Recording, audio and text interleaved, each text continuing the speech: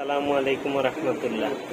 প্রিয় নবীন homeopathic doctor, রোগী ছোট বাচ্চা বিছানার উপরে মেঝেতে প্রস্রাব করতে চায়। পাত্রে প্রস্রাব করবেন, টয়লেটে প্রস্রাব করবেন। এই এক সমস্যা যা পিতামাতা অভিভাবকদের খুব কষ্ট দেয়। এর থেকে পরিত্রাণের জন্য হোমিওপ্যাথিক ওষুধ রয়েছে, যা তার মনোজগতে কাজ করবে, স্নায়ুতে কাজ করবে। রোগী ওষুধ সেবনের পরবর্তীতে নির্দিষ্ট পাত্রে টয়লেটে পায়খানা করতে বলছে। কি ওষুধ দেব চলো দেখাচ্ছি।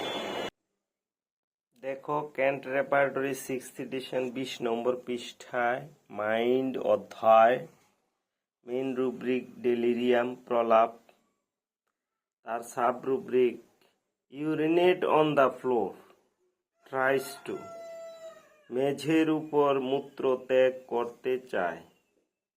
প্লাম্বাম ওষুধটিকে আমরা শক্তিকৃত অবস্থায় প্রয়োগ করে থাকি।